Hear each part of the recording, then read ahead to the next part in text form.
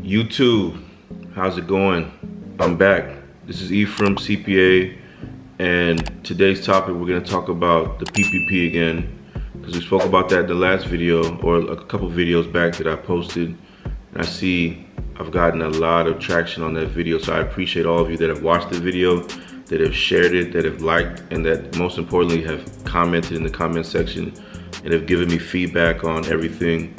So I'm going to do more PPP videos because I feel like this topic is important and it needs to be talked about, right?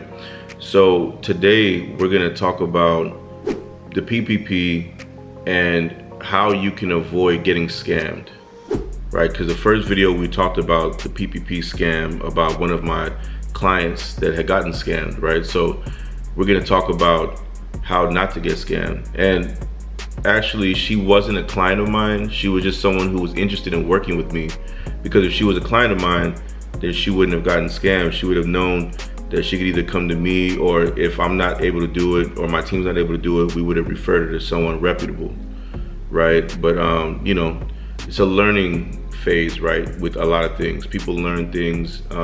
You get burnt and you learn from those mistakes. But let's dive into it, right?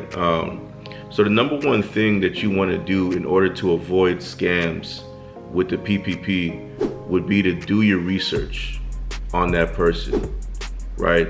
Matter of fact, if a person is coming to you and they're saying, hey Ephraim, I can do the PPP for you, that's a red flag to me. I mean, not necessarily, but it is a red flag, because people that do the PPP for people are not just automatically just going out there and trying to look for as many people as possible to do the loan for, right? So that's a red flag to me, but that doesn't necessarily mean that that person is not a reputable person. But that stands out to me, right? If you're approaching me and you're asking me to do the PPP loan for myself, then I'm gonna look at you like, let me have some pause on that, right? But in the event that you do find someone that you're interested in working with, you want to do your research on that person, right? There's Google for a reason. You want to type that person's name into Google and see what comes up. You want to see what comes up, because you never know. That person might have a history of fraud, right? So you want to keep them away from your personal information, from your social security number, from all of the things that are tied to you. You want to ask them for references, right? So you know how whenever you go on a job interview, on your resume you put references on there, or people will ask for references so that they can call them and find out more about you. I would ask them for references. You know, who are some people that I can speak to that you've done work with, whether it's doing a PPP application for that person, or whether it's just doing work in general in the finance field for that person, right? So you definitely want to make sure that you do some due diligence around that. The next thing that you want to do is you want to ask them about their background, right? Get a feel for their background. What is your background? Do you have any financial education? Did you go to school for any finance related topics or whatnot, or subjects? What makes you qualified to do this loan for me? The loan application really isn't that complicated to do, but if I am seeking someone out to do it for me, what gives you the qualifications to service me and do this loan for me? Because if you screw this loan up for me, that could potentially really screw me up with the government, right? So I don't want that to happen. So you want to know someone's background. So we've covered a lot of the things around that person, right? So now if you've agreed to move forward after you've done these things, you've done your due diligence on this person, now the next step is obviously you're providing your documents to this person to do this loan for you, right? So in the event that you've done that, before they submit all these documents to the bank, you want to make sure that you look at the loan documents.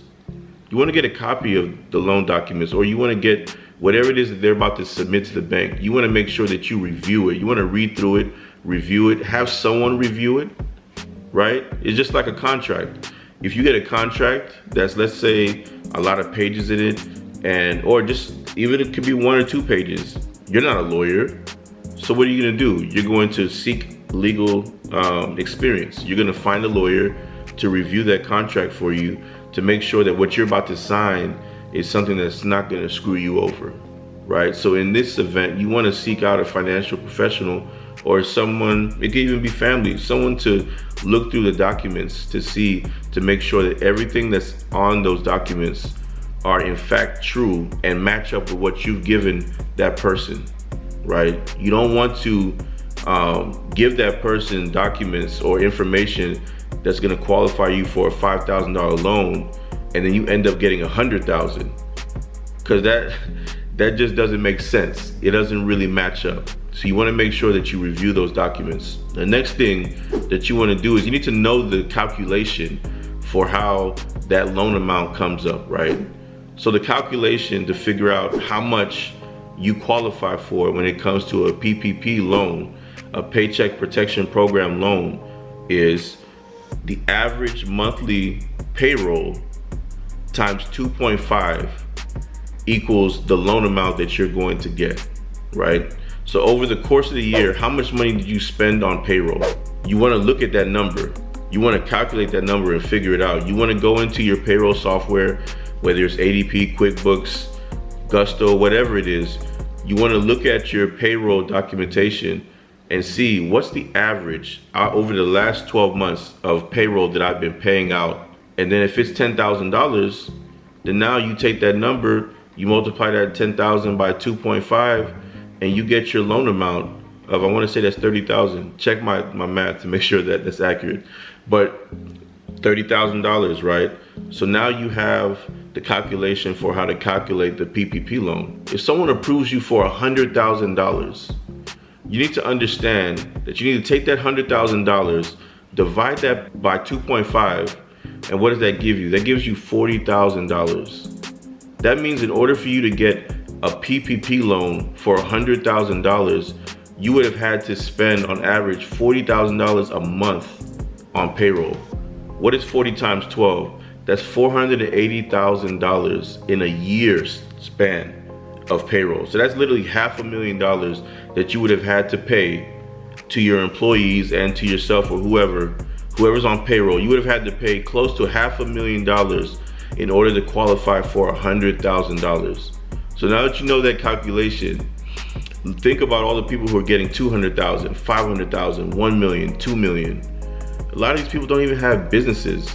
A lot of these people don't even have a ton of employees that they're paying. They might have 2 or 3, but they're qualifying for $500,000 in PPP money.